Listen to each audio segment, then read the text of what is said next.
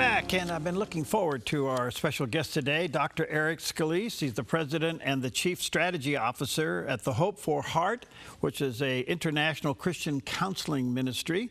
He's a licensed counselor with more than 45 years of experience. He previously served as a senior vice president of the American Association of Christian Counselors as a department chair there at Regents University. You can go hopefortheheart.org is the website, hopefortheheart.org, and check it out. Dr. Scalise, good to see you, friend. How are you?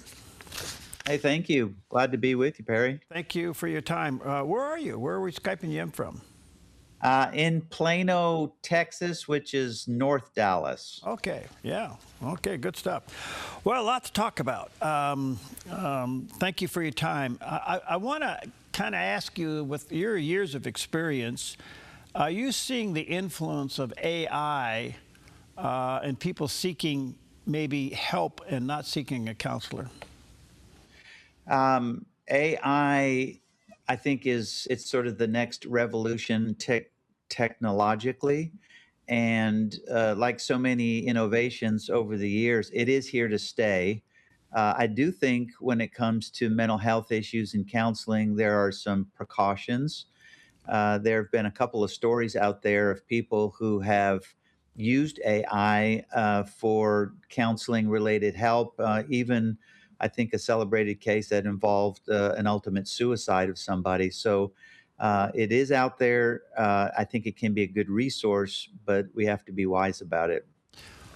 Why would somebody be more open with a chat, say a chat GPT versus coming to you or going to their pastor? A lot of people have a hard time being open, transparent, and honest. And I think especially people of faith probably struggle with that because there is so much shame and guilt attached to some of the things people wrestle with. Let's say someone's wrestling with a sexual addiction or any addiction, or there's a domestic violence situation, or they're having an affair. We may be reluctant to go up and start talking to people, even in the confidentiality of a counseling office, because there's so much shame attached to it. And so, what an AI counselor does is allows a person to maybe begin to at least unpack some of what they're working through without having to confront a live person, or it might just feel safer in the moment. And I think that's why you're seeing some use of AI today. I can say from our experience here running a Christian radio and TV network, we get a lot of calls for prayer, as you can imagine. I mean, a lot of emails and calls for prayer. And when you ask the question, have you talked to your pastor, most are no. And if we ask them why they don't call their pastor, there's two answers that keep coming up. One is they don't want their pastor to know they have this problem. Or two, their pastor, they can't get in to see their pastor. Their pastor can't see them. They want to talk to the person they see every Sunday morning, but they don't get that person in a counseling setting. Right. But to your point is, they'll call us because we don't know them. They don't know us, but we seem to be a safe place for prayer, is like an initial starting for help. But they're very reluctant to go to those who would shepherd them. And I just find that so interesting. Again, I do think there is the shame factor. I think people of faith, Christians, often wrestle with the fact they say, I shouldn't struggle with things like depression or my thought life or certain behaviors. And so they see it as a failure of faith, and they don't want to necessarily deal with it. I think the church, capital C, still is trying to work through the issue of how do we address substantive and relevant mental health challenges that people face within the context of faith. And I don't know about you, Perry, but it's rare for me to run into a pastor who felt primarily called to the ministry to counsel people. Mm-hmm. They often say, I felt called to the ministry to preach and to teach, maybe disciple. But the research says that for people of faith, 75% of the cases when someone's in crisis, guess who they want to talk to first? They want to talk to pastor. Mm-hmm. And if pastors don't feel called, and seminaries and Bible colleges do a poor job of equipping and preparing pastors for this, and yet when they get into the pulpit, they get into their congregation, they're confronted with that reality.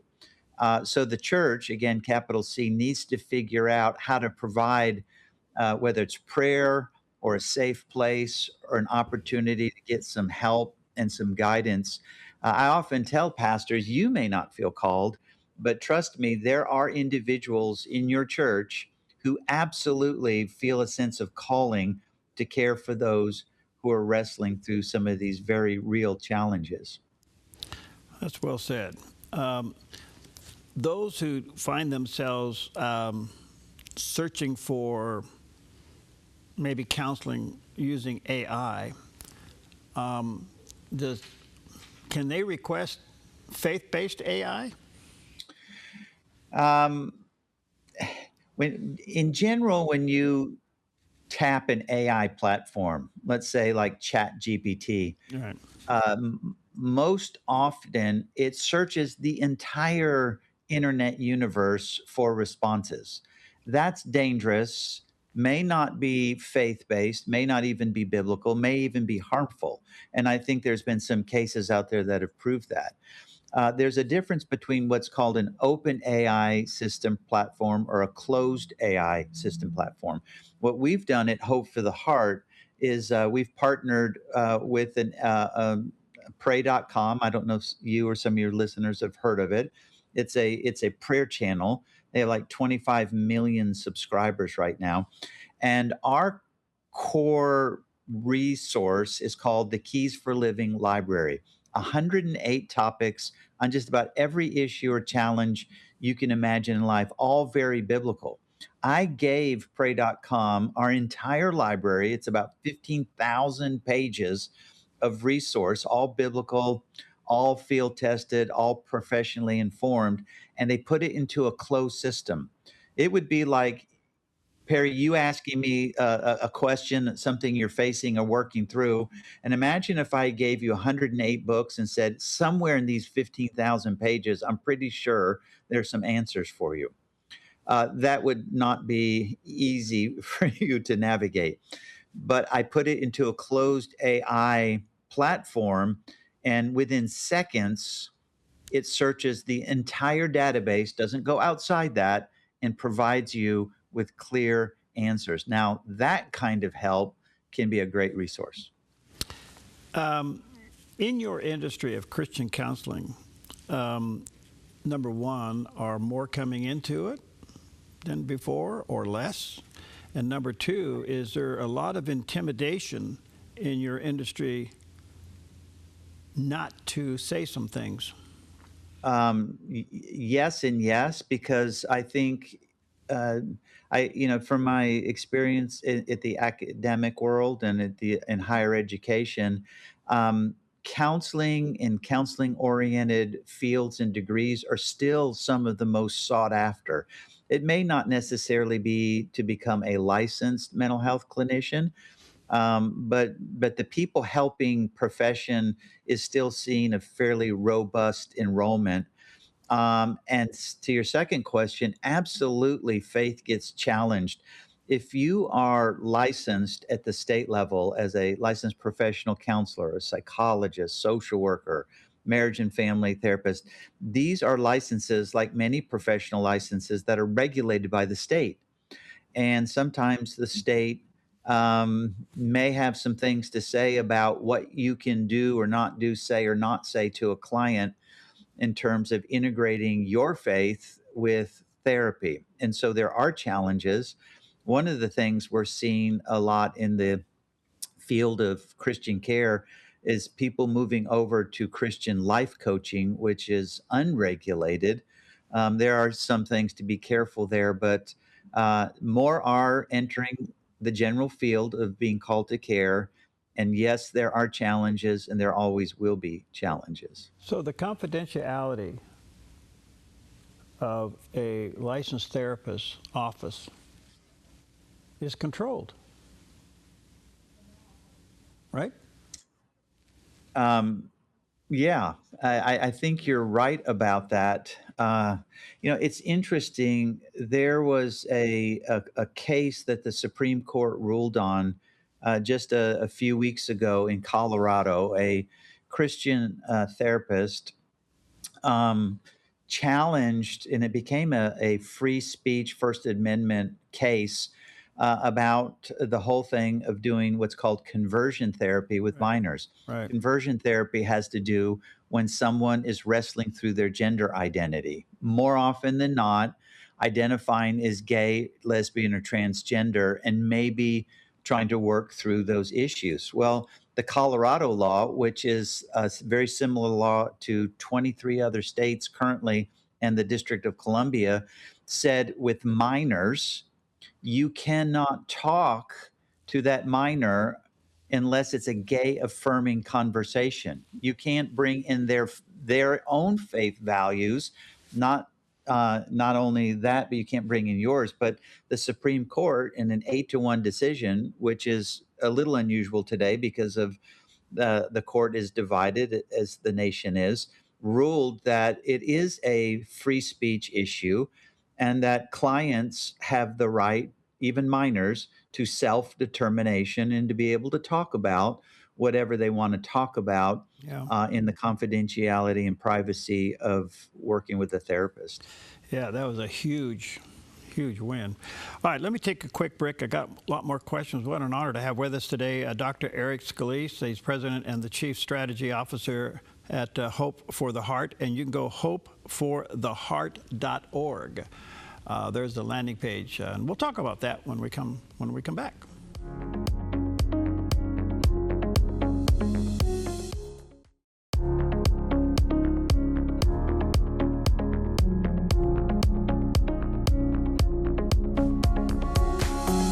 Okay, welcome back, and honored to have back with us today Dr. Eric Scalise, president and the chief strategy officer there at Hope for the Heart, which is an international Christian counseling ministry, and you go hopefortheheart.org.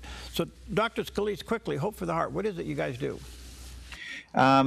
We predominantly, like you said, we're a faith-based, Christian counseling-oriented ministry founded by June Hunt. We are celebrating our 40th anniversary this year, so we have been around for a while. Develop resources, develop what we call a system of care to address many of the common mental health and people and life challenges and issues that people face, all from a very strong faith and biblical perspective. And we have events, we have video training, we have printed and digital resources. And then our founder, June, does a live call-in radio program called Hope in the Night, which airs in Central Time here in Dallas from 11 to midnight. And she talks to live call-in people who share whatever's going on in their life. So we have multiple things going on. Keeps us busy every day.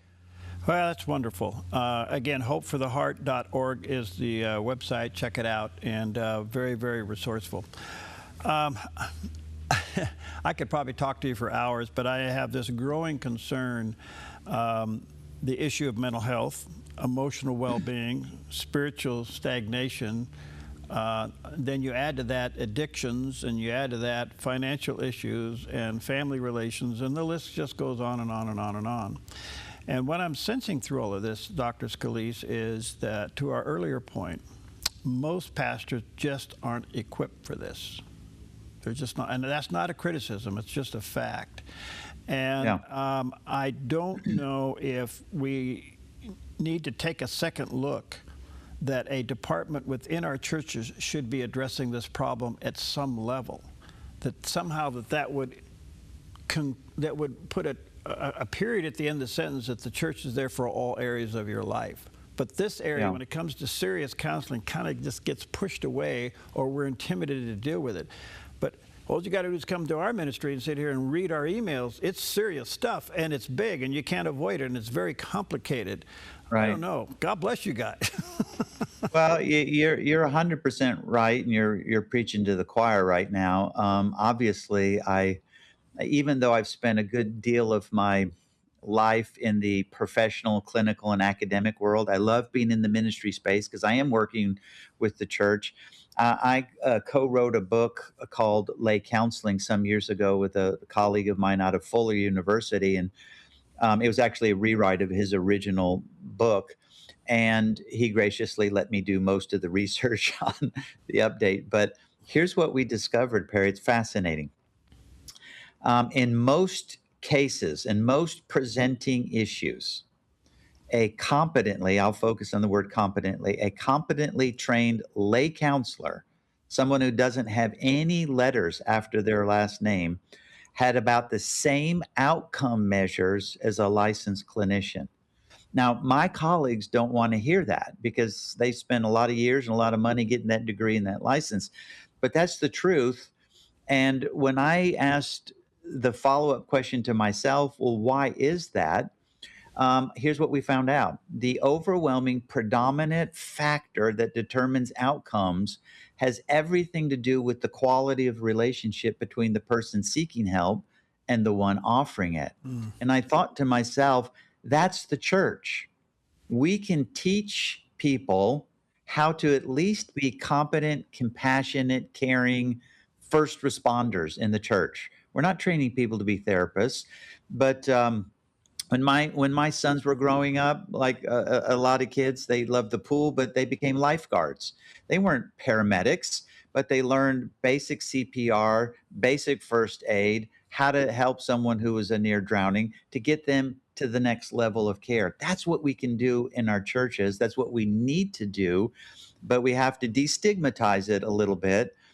Pastors have to understand, I'm not called to this. I'm not particularly equipped, but people in my church are. You are seeing, I think, pop up in more churches certain programs like divorce care and grief share and celebrate recovery. And one of the things we've done here at Hope for the Heart is we developed an entire training program to train lay counselors on how to come alongside people and walk with them while they're in pain or crisis, and to get them to whatever support systems or care they might need from that point forward. That's beautiful. A couple follow-up questions. How would you describe mental health? Um, I think it has to do with general outlook. We are not one dimensional, right? We have an emotional component. We have a cognitive component. We have a behavioral component. We have a spiritual part of us. We have a relational part of us. And so I think mental health, if people think mental health, they often think, well, that's your thinking and emotions. It does, but it's your behavior, it's your relationships, it's your identity and your walk of faith and your connection with God. It's all of those things. And mental health touches all of those areas. And if you have one or two of those that are out of balance and off, it can impact the entire sense of who we are as people and might need attention.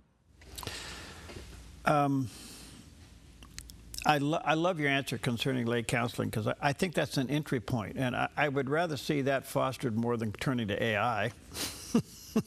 Yeah. Wouldn't you? Well, sure. And let me say this: AI is not a substitute for relational care. Right. I do understand why some people may start there because of, like I said, shame, guilt, a sense of privacy in the first, but it's not a substitute. I have said before, uh, we live in perhaps the most technologically sophisticated world ever, but probably the most relationally disconnected world ever. Yeah. And COVID, even though it's now some years behind us, was the earthquake that shook the world and isolated people globally, especially our young people. I've heard some people say we might have lost an entire generation of our kids. And loneliness and isolation have fostered all these things we're seeing now. I often say if COVID was the earthquake, then the mental health issues that followed was the tsunami. And the tsunami is greater than the original event, in my opinion.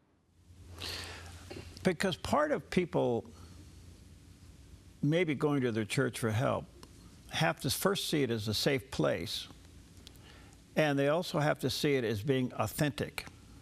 Yes. Do you think how are we doing in those two departments? If you use the word church globally, maybe it's a B minus.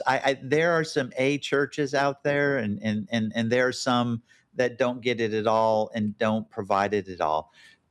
There's been a lot of research by Lifeway, the Barna Group, George Barna, others, who look at some of these issues about mental health in the church, and all say there is a greater need within the faith community to be authentic, transparent, real, take the initiative and address some of these. I think it starts with the pastor and the pastor having a vision for this in their church.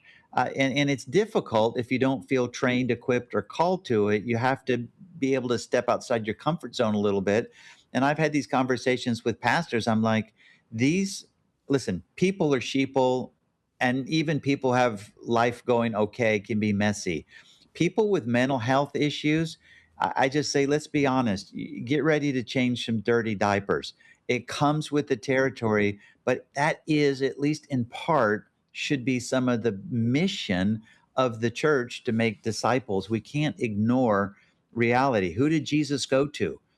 He didn't go to people who were put together, had it all figured out. He said, I didn't come as a physician to those who don't need help. I Yeah, came to those right. who need help. And I think that's a great sort of vision mission statement for the church today in this area. One quick question, I'm almost out of time. Is anxiety the main contributor to mental health?